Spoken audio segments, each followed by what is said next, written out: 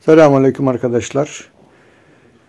Evet, bugün derz yapacağımız yerler, dar yerlere boşalan silikon tabancasının içine kalekimi karıştırıp koyduk. Biraz takmak zor oldu ama neticede taktık. Şimdi dar yerlere ince uçla bu kalekimi derz yapıyoruz.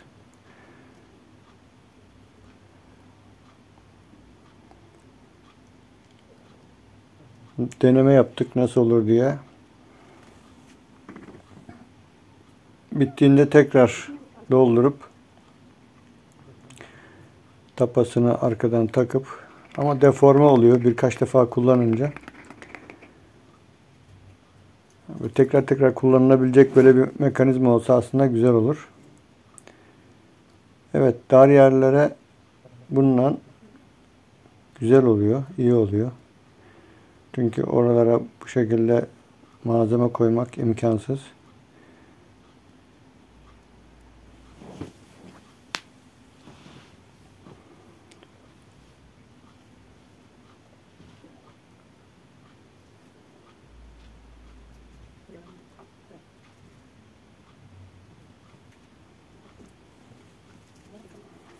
Sağa sola döküp saçmadan, bulaştırmadan bu şekilde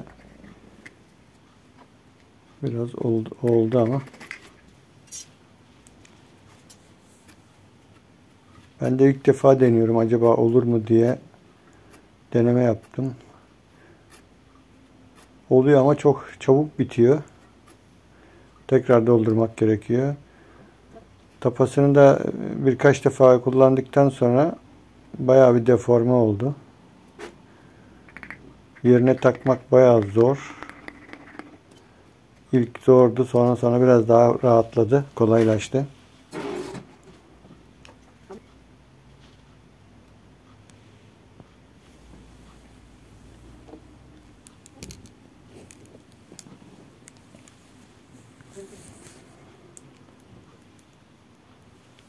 Daha önce yarım yamalak kalan, bazı yerlerinde olan, bazı yerleri boş kalan, görüntüsü de çirkin olan derzlerimizi yeniden doldurmaya çalışıyorum.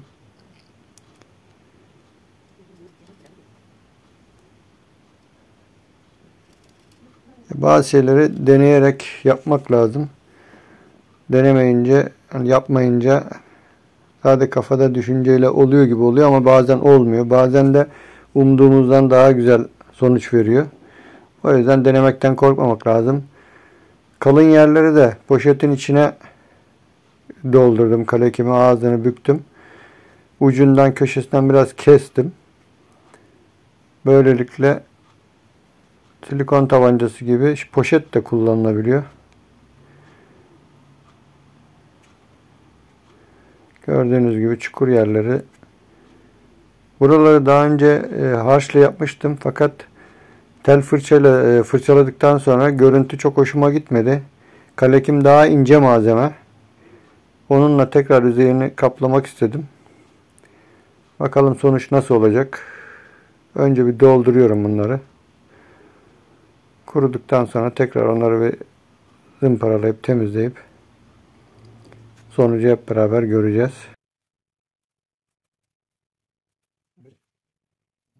Bu arada örümcek de kaçtı.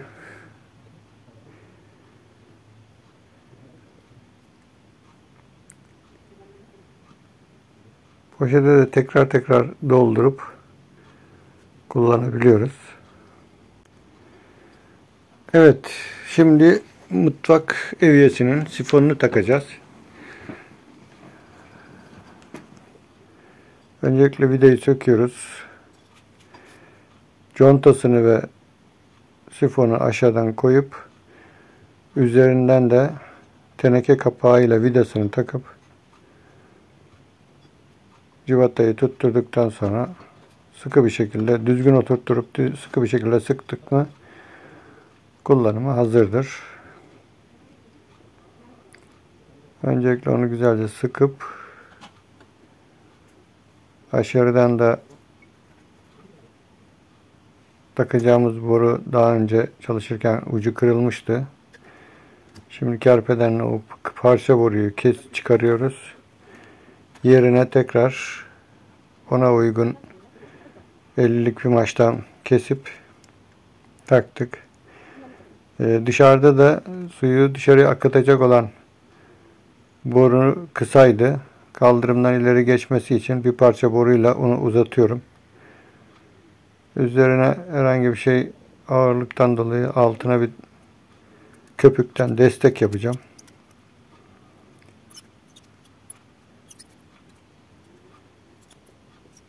Düzgün dursun diye. Bu şekilde kulağına koyacağız. Evet, şimdi matkapla tekrar karıştırmak için, kalekim yapmak için jeneratörü çalıştırıp kalekimizi döküyoruz. Karıştırıcıyı da matkaba takıp, hanım da bu arada jeneratörü çalıştırdı.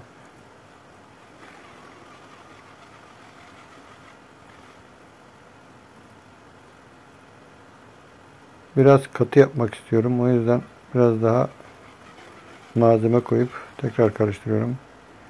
Matkap bu işi çok kolaylaştırıyor. Elle malayla karıştırmaya kalksak hem homojen bir kıvam elde edemiyoruz.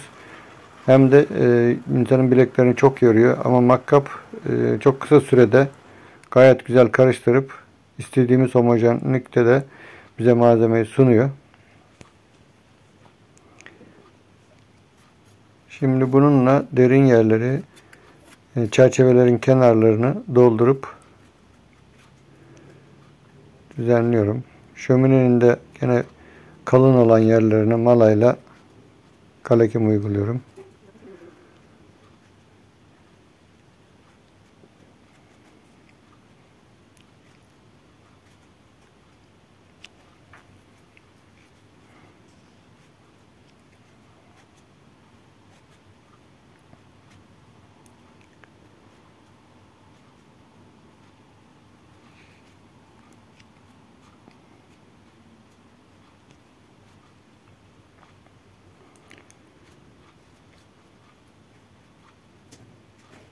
Çok cıvık olursa çalışma imkanı zor oluyor, akıyor. Ama bu şekilde biraz katı olursa istediğin koyduğun yerde duruyor. Çalışmak daha kolay oluyor.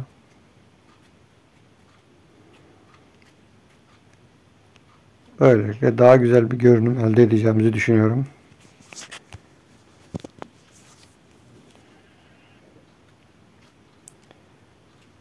Zımparalayınca pütür pütür kaldı. Yani biraz diri kumdan elenmiş kum diye satılıyor ama biraz diri kalıyor. O yüzden pütür pütür oluyor. Kalekim daha ince malzeme olduğu için daha kibar duracağını düşünüyorum.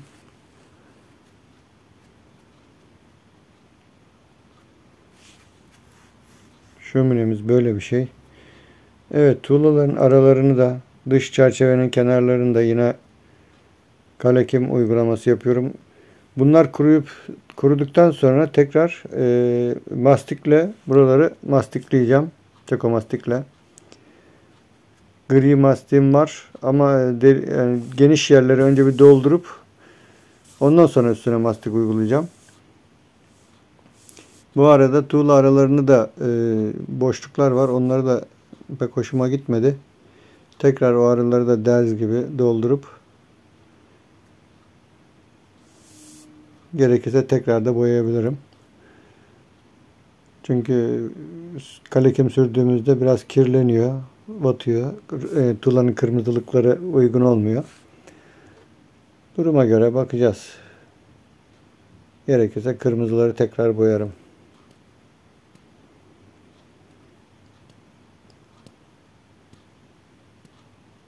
Sanki böyle doldurunca biraz daha güzel, düzgün duruyor gibi geldi bana. Bilmiyorum. Tabii zevkler ve renkler tartışılmaz. Herkese göre değişir ama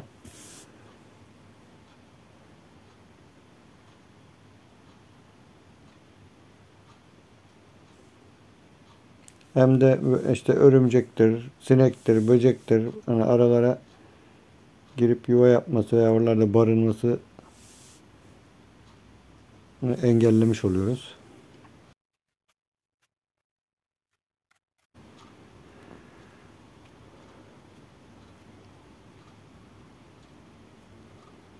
Böylelikle daha derli toplu görünüyor diye düşünüyorum.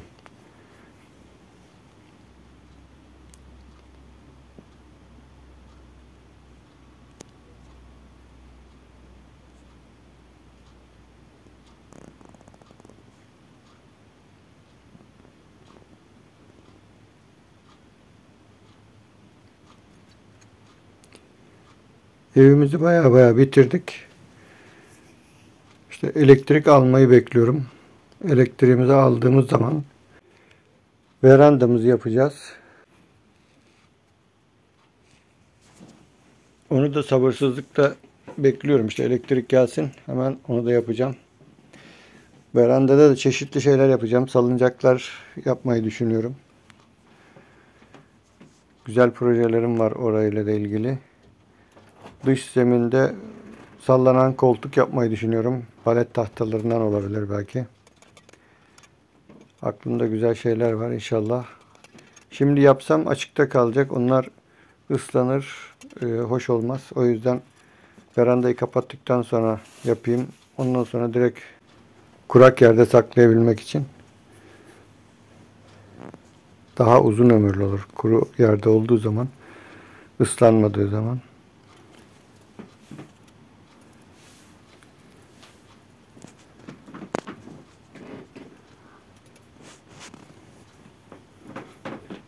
Peyderpey sürekli bir şeyler yapma hevesindeyim. Çünkü yıllardır yapmak isteyip de yapamadığım, çalışırken ulaşamadığım imkanlara şimdi yavaş yavaş aklıma gelenleri sırayla yapmaya çalışacağım.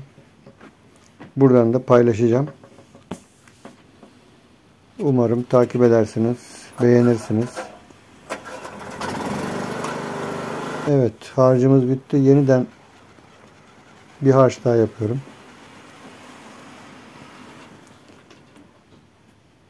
Harcı bitirdikten sonra kovanın içinde biraz su var. Karıştırıcıyı, makkabı çalıştırıp suyun içinde temizliyorum. O güzel oluyor. Sonradan kuruduğu zaman çıkmıyor çünkü. Aralarında kalan malzeme. Orada bir penciler kırarken tuğlanın birini kırmışlardı. Oraya bir şey yapıştırdım. Şimdi fırça sapıyla oraya ayarlayıp destek yapacağım. Kuruyasıya kadar o orada onu destekleyecek. Kuruduktan sonra alacağım o fırça sapını.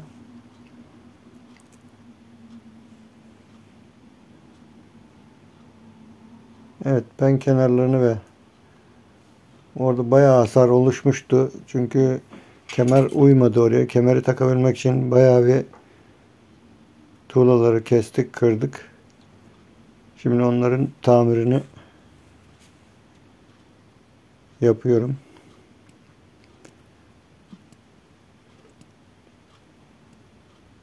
Bu acemiliğimize geldi. Kemerleri tam orijinal bir şekilde kalıbı kıvırmadığımız için sıkıntı yaşadık. Eğer bir daha böyle bir şey yapacak olursam tam dairesel bir şeyden parça alıp koymamız gerekiyor oraya. Ben kafadan ortasını belli bir mesafe yapıp iki tarafını da çakınca yani iki kenar ortadan sağ ve sol tarafları biraz düz oldu. Tam yuvarlak parçası gibi olmadı. O yüzden biraz sorun yaşadık. Bilmiyordum ben fabrikada bu şekilde orijinal kıvrıldığını. Hani yaptığımız yere göre kıvırabilirler diye düşünüyordum ama Balıkesir'de bunu yapacak şey yok. Fabrikada sıcak çıkarken profil kıvrıldığı için öyleymiş yani. Ben de bilmiyordum. Sonradan öğrendim. Sipariş verilip dışta fabrikada yapılıp geliyormuş bu kemerli olan camlar, penler.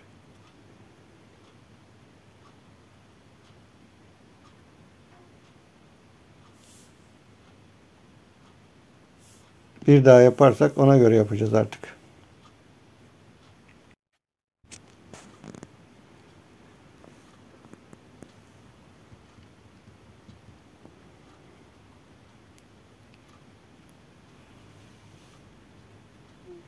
Benle taş duvar arasına köpük sıktık ama yine de bozuk olan yerler var. Onları kalekimle dolduruyorum.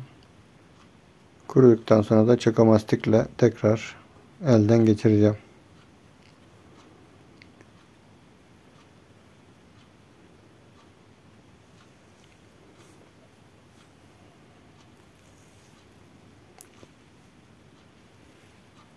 Burada harcı biraz katı yapmak gerekiyor. Boş olan, çok olan, geniş olan yerleri doldururken durması için biraz hafif katı olması lazım.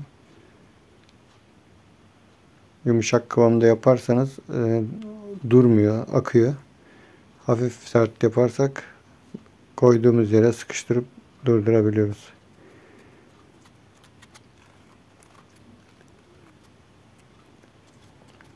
Kalekim geç donan bir şey olduğu için çimento gibi, harç gibi olmuyor. Bize uzun süre çalışma imkanı veriyor ama kuruması da geç olduğundan koyduğumuz yerde hani donup kalması biraz zor olduğundan biraz hafif katı yapmak gerekiyor.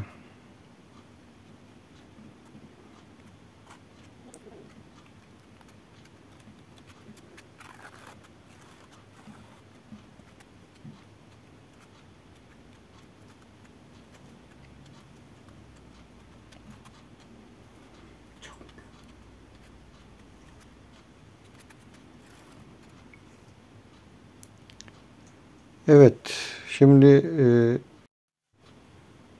derzleri bitirdik. Şimdi derzleri kestirme fırçasıyla, suyla, yumuşak bir fırçayla, çok tam kurumadığı için derzlerin üzerinden sulu sulu geçip o şekilde düzlemeye çalışıyorum. Fazlalıkları yedirmeye çalışıyorum. Tıpkı seramikteki macun çektiğimiz gibi sulu süngerle nasıl temizliyoruz üzerini, aynı ona benzer bir taktikle kestirme fırçasını kullanıyorum. Güzel de oluyor. Aynı zamanda pendeki yapışıp kalan kalekimleri de temizlerken işe yarıyor.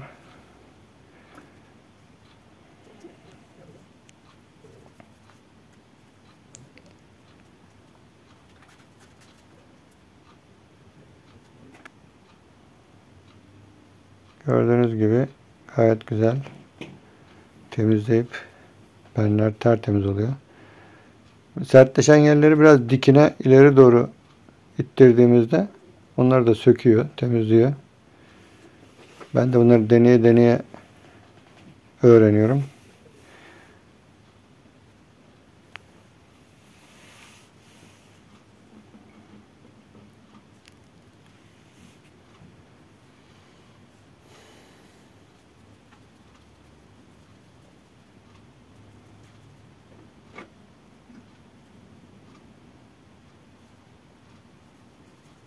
Evet, bulaşıklar kuruyunca beyaz beyaz ağardılar.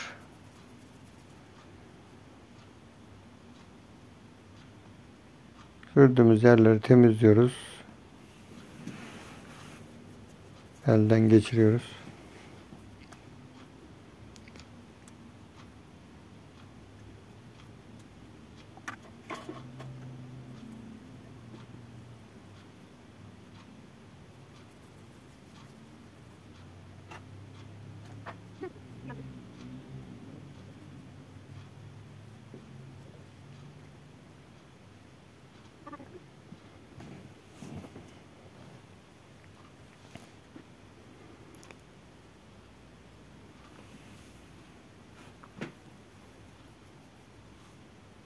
Evet, şimdi tuğlaların üzerindeki de artıkları yedirmeye uğraşıyorum. Fırçayla temizlemeye uğraşıyorum. Sadece derzler kalsın diye.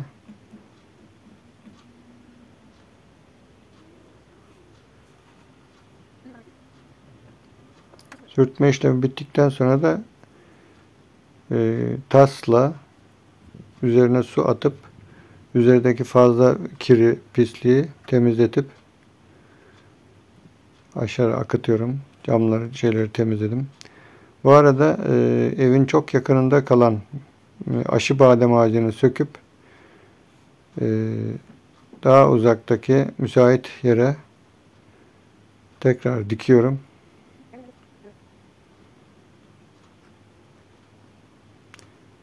Dikerken planlamamıştık. O yüzden eve çok yakın kaldı. Büyüdüğü zaman da oradan söküp almak imkanı zor olacağı için yol yakınken onu da alıp uygun yere. Bu arada mantarlar çıkmış. Mantarları da belle kenara koydum.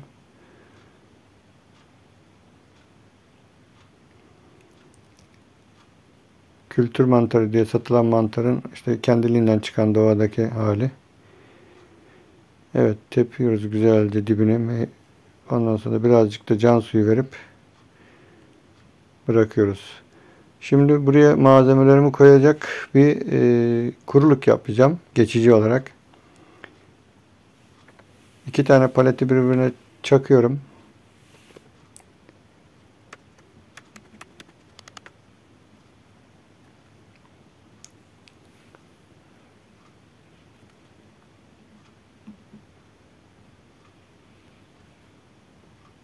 Uygun bir yer yapıncaya kadar bunları tek odalı olduğu için odanın içinde bütün her türlü eşyanın durmasını istemiyorum. O yüzden dışarıya belimizi, küreğimizi, çapamızı koyacak bir çardak gibi bir şey yapmaya çalışacağım.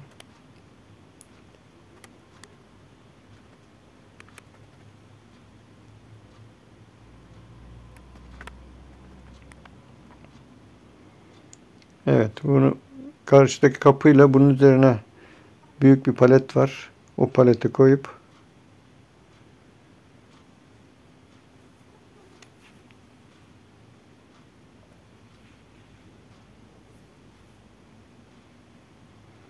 evet, orada daha önceden yaptığım bir 5-10'dan kapıya naylon çaktım su almasın diye, tahta kapı. Oraya üzerine onu bindirip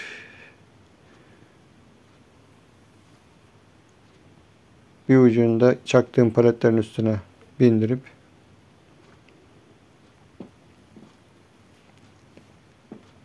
bu şekilde geçici bir baraka.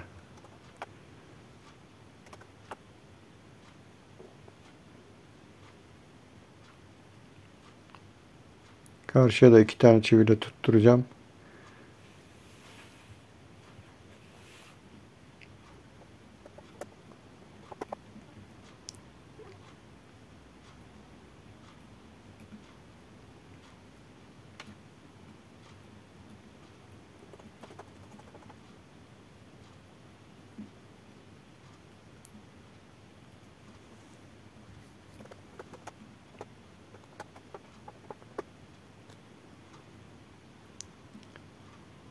Evet, şimdi üstteki palet geniş, alttaki dar, dikey olan dar. Onun için önce bir gergi çakacağım.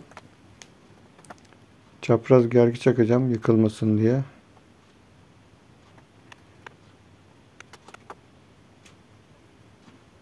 Daha sonra dikine yukarıki palete uygun bir şekilde düzleyeceğim orayı. Ona da bir makas atacağım, gergi yan.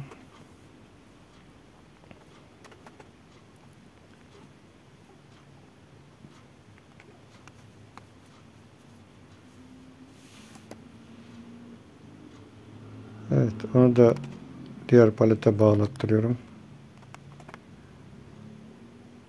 Böylelikle brandanın dışına dolanacağı yer hazırlanmış oluyor. Ama her ihtimale karşı birkaç tane daha gergi yapacağım ona. Rüzgar çok şiddetli esiyor. O yüzden yıkabilir. Birkaç tane gergi yapmam lazım.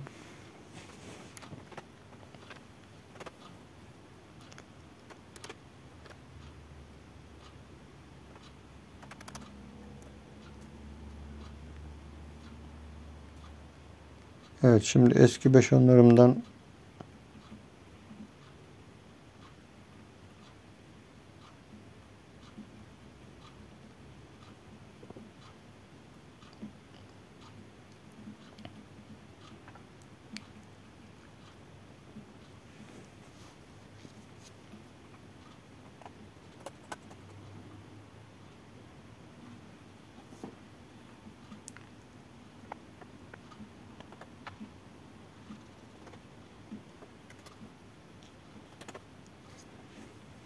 İleride daha düzgün, daha sağlam bir şey yaparız. Şimdilik evin içini boşaltmam lazım. O yüzden hemen geçici bir baraka gibi bir şey çakıveriyoruz.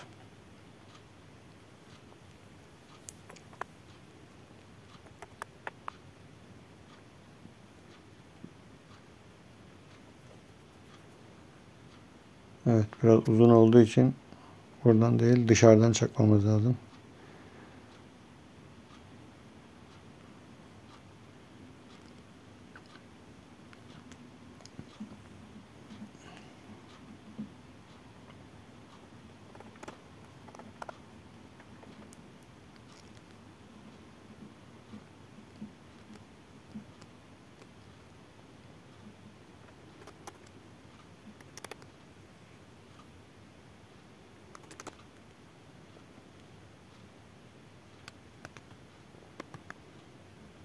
Arkasına da bir kazık çakıyoruz bir doğru devrilmesin diye. Şimdi brandamızı açıp üzerine atacağız.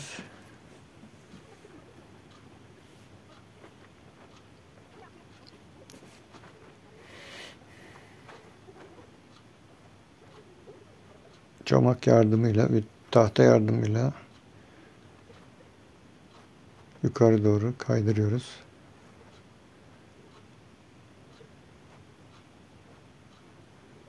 Evet, önünü sıfır yapacağız. Bir tarafı açık olacak. Öncelikle duvarın tarafını bir tutturuyorum istediğim yerden.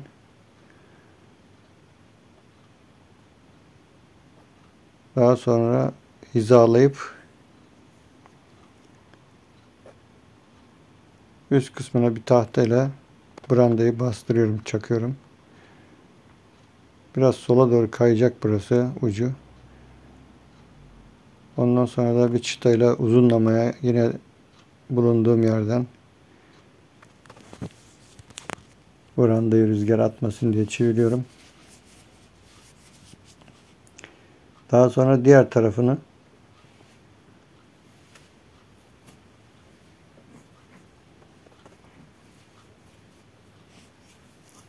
oraya da yine bir tahtayla üstünü sabitliyorum.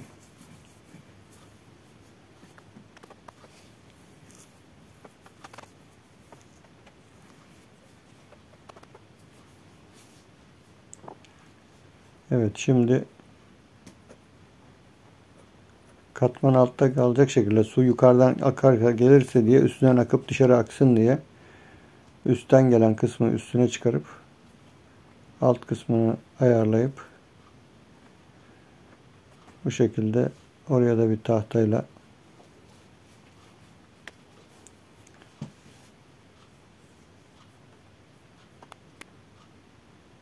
yine sabitliyoruz oraya.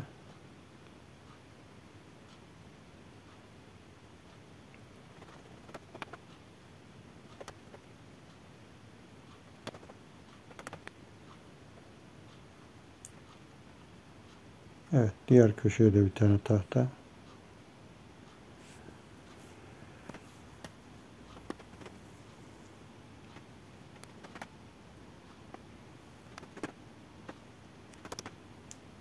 Böylelikle içine malzeme koyabileceğimiz bir kurak yerimiz oluyor.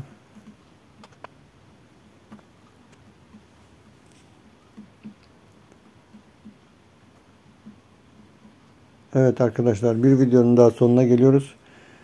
Videolarımızı beğenmeyi, kanalımıza abone olmayı unutmayın. Güzel yorumlarınızı bekliyorum. Sağlıkla kalın, hoşça kalın. Allah'a emanet olun. Hayırlı günler diliyorum.